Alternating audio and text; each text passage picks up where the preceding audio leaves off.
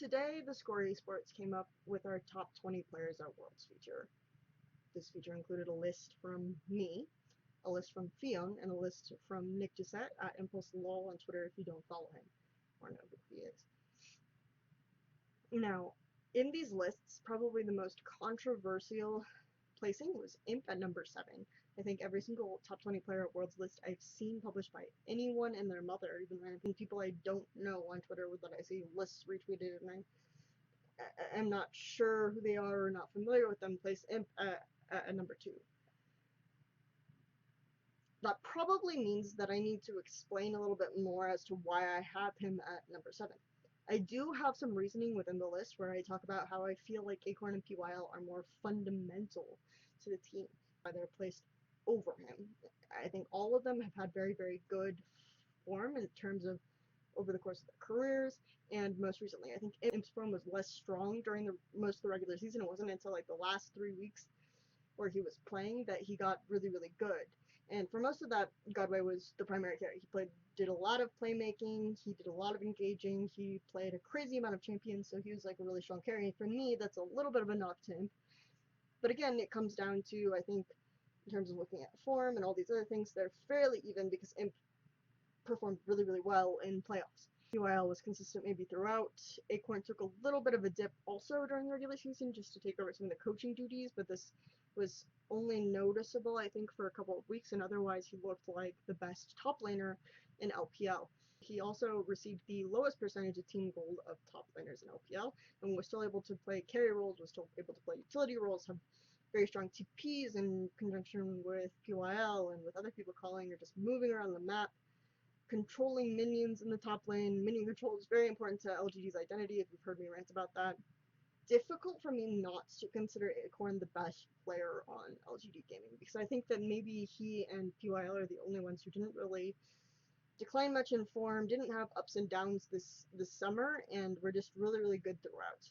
Pyl, the first week of LPL, he didn't play. Okay, they had a substitute fan because he was having jaw surgery, and when I say substitute fan, I mean fan. The player was a substitute, not that they just randomly grabbed a fan and had them play.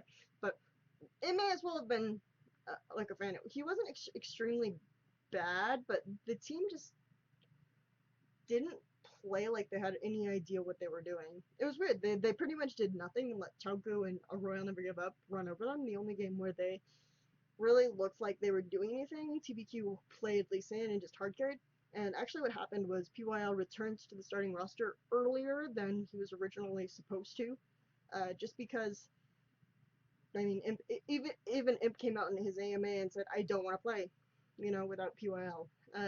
Effectively, just the team was not doing well without him. And the fact that he had that much of an impact just by being on the team, his playmaking was considerably better than Fen's. He's mechanically very strong with these other things, but just that is really, really big in favor of Pyl as well. And I think that because of the way these players functioned and how they were able to keep form and how LGD was still able to have some semblance of strategy and direction and stay together as a core, it wouldn't have happened without Acorn and Pyl, given the time they spent without a coach. And I think players are very, very fundamental to the team in that way. But even without that aspect, I'm going to talk to you about how LGD tend to win games. And they, outside the coaching situation and the fact that Pyl didn't play first week, and Acorn and Pyl are rated very highly for their leadership and how fundamental they are to keeping the team stable when most teams would probably fall apart in these situations. Even if you disregard that, right, I still think that stylistically, Pyl and Acorn are more important to LGD's identity than Imp is.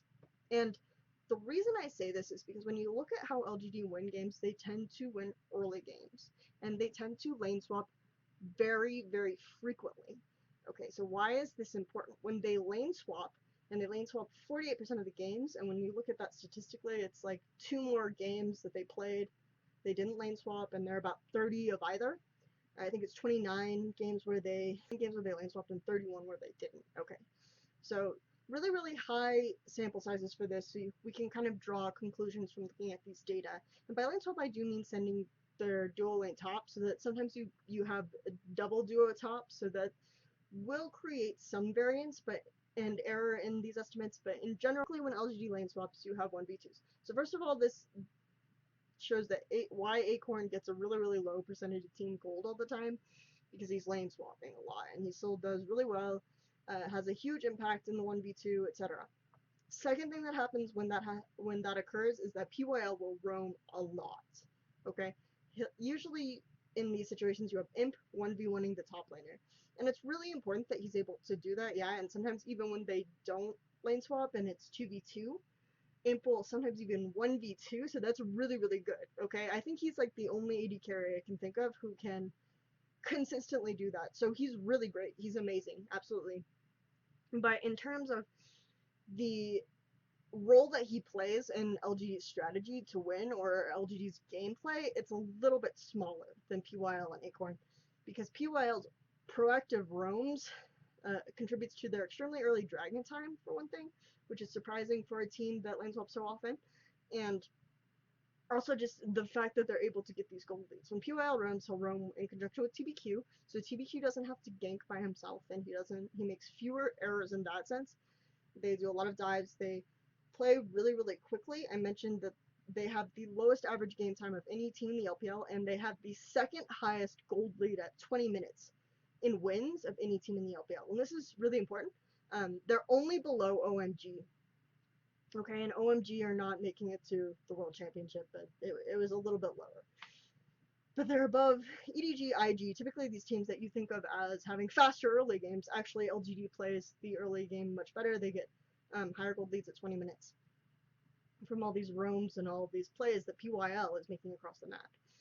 PYL has an extremely high kill participation. I think he's like top 7 in the league in all roles.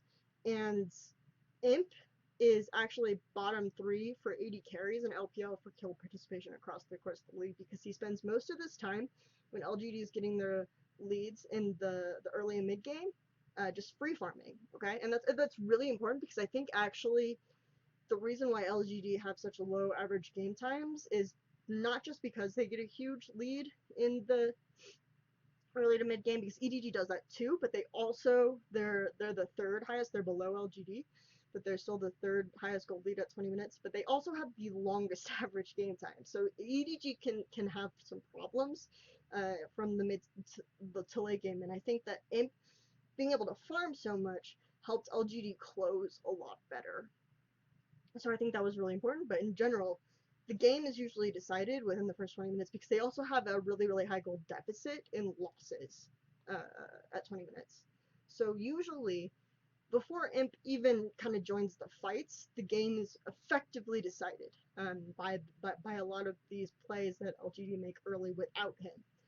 For me, when I look at how LGD play and the stars and the ones who are carrying, I think of Acorn, who's able to have a lot of effective teleports to get to places, who's able to push out waves, all these other things that he does really, really well. I think of Godway, obviously. He had a really, really high percentage of team gold, pretty high kill participation. He did a lot of runs in conjunction with PYL, and I think of PYL. Godway obviously had slightly worse form most recently, and he doesn't have the longevity of career of any of these guys, so he's rated lower.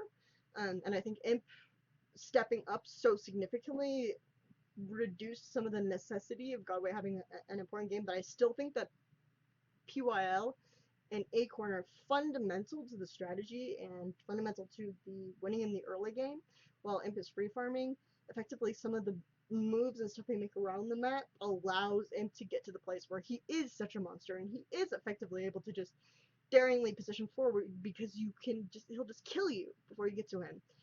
Even in situations where they don't lane swap and they 2v2, they get massive leads in the bottom lane, and usually 2v2s are controlled by supports. I think PYL does extremely well in 2v2s. They often get a lot of kills, all these things. So when LGD win early, it's either because they have such a successful 2v2, or because they're making really proactive plays in lane swaps and leaving the turret up for Imp to free farm. Either way, PYL really, really important to these strategies. Acorn extremely important to these strategies in terms of denying himself, in terms of still making plays, in terms of still having impact, his high versatility.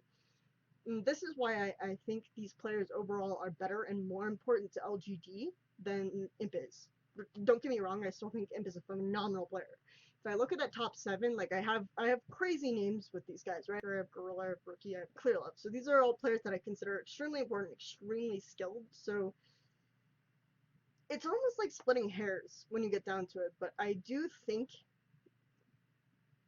valuing the most important players to wins is a huge part of my criteria, and it's also why PYL and Acorn are going to be above AMP overall.